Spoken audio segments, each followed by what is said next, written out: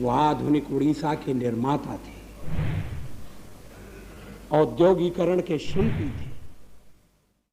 उद्योग के क्षेत्र में उड़ीसा ने जो प्रगति की है वो बिजू बाबू की दूरदर्शिता का आज तो हम उनके निधन से अपने को बहुत अकिंचन।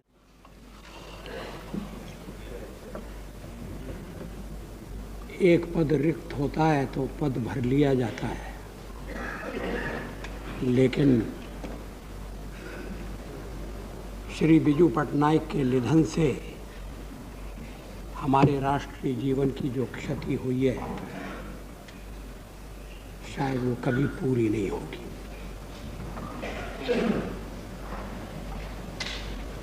कल तक वहां बैठे थे,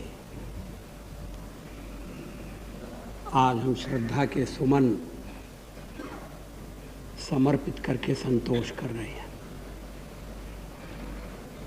उनका विराट व्यक्तित्व, उनका विशाल हृदय, खतरों से खेलने का उनका स्वभाव, आकाश में उड़ने का उनका शौक और दायित्व,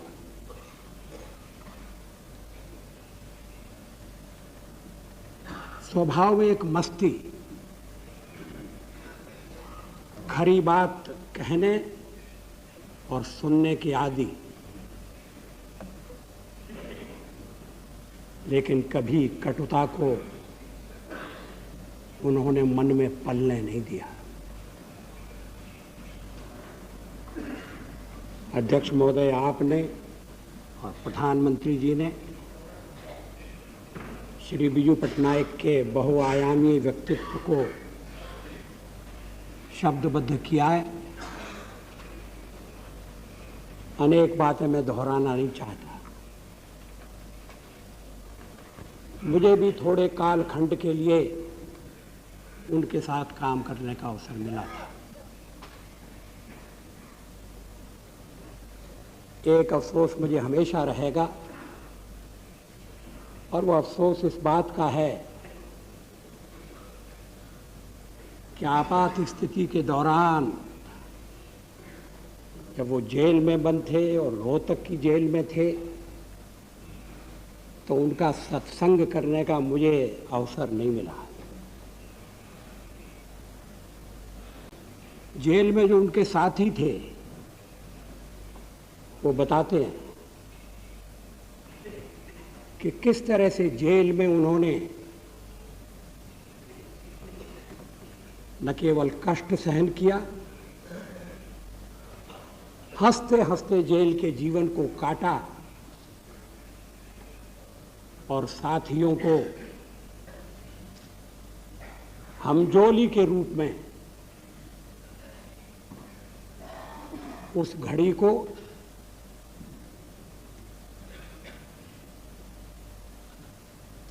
एक महत्वपूर्ण घड़ी बनाने में मदद दी।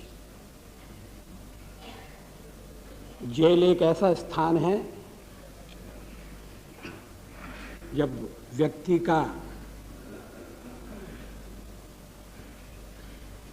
असली व्यक्तित्व सामने आ जाता है, उसके व्यक्तित्व की परत दर परत खुल जाती है। बिजू के साथ पीलू मोदी भी थे। दोनों समृद्ध घरों से आने वाले थे,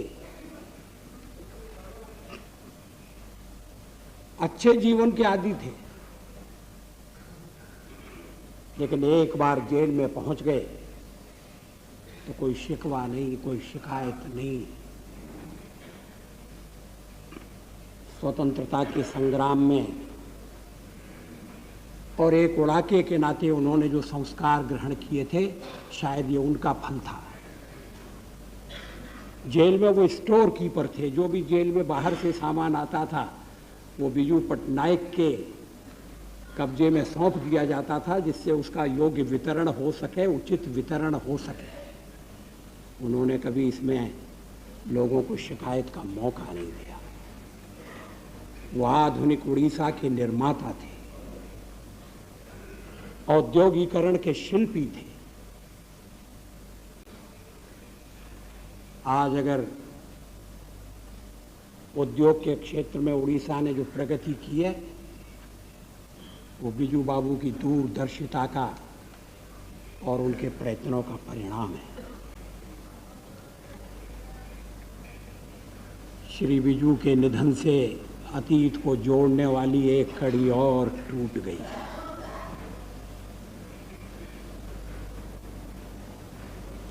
अगर मैं कहूं कि एक युग की समाप्ति हो गई है तो अतिशयोक्ति नहीं होगी।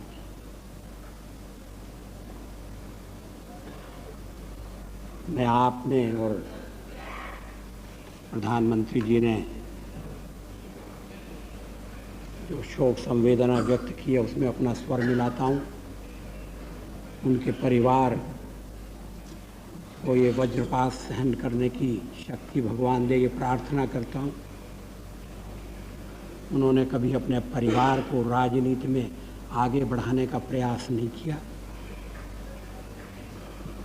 लाभ उठाने की चेष्टा नहीं की। उनके व्यक्तित्व के बहुत से अनछुए पहलू हैं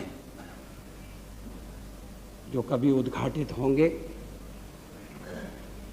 आज तो हम उनके निधन से अपने को बहुत अकिंचन पाते हैं।